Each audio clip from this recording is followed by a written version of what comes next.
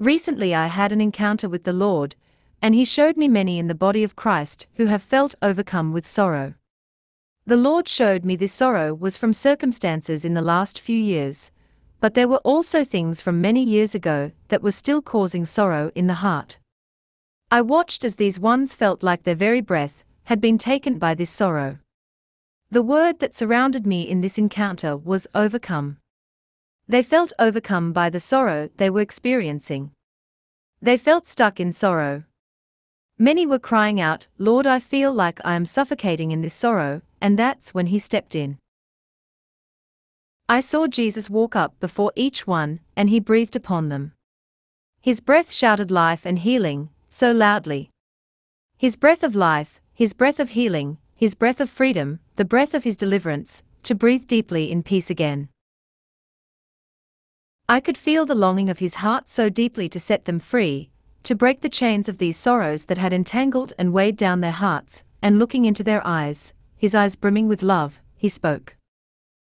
"I am turning all your sorrow into joy." At that moment I knew all the sorrows that have kept the hearts of these precious sons and daughters of God caged, were now being healed, they were being brought back to life. There was a deep soothing and healing taking place in their hearts, as His love and His presence encompassed their sorrowful hearts. I could feel such a weight in that moment of the divine turning.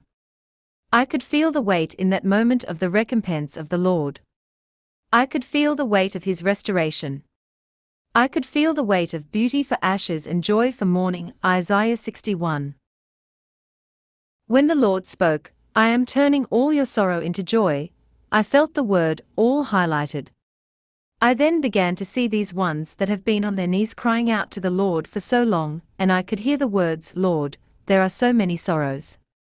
There are so many sorrows. There have been so many sorrows," and I knew when the Lord spoke all, that He was going after that list of sorrows. There were such powerful revelatory truths of His love, His nature, His goodness to work all things together for good for those who love Him, Romans 8:28. That in Him there is life and life abundantly, John 10:10, and for whom the Son sets free is free indeed, John 8:36, His heart to release and restore double, Isaiah 61:7-8, that was exploding all around. As He breathed over these ones and He spoke truth over and over these ones, these seeds of revelation were landing in the heart, and resurrection life was beginning to explode within them. There was a deep, deep joy that was being released from His heart, from His word, from His breath upon them deep into the very core of these ones. It was a deep joy that was bursting forth of being in Him and in His presence. It's a time of turning. It's a time of breakthrough. He is healing and removing the suffocating sorrows and restoring peace, restoring joy, and bringing deep, deep healing to hearts. I heard Him speak again.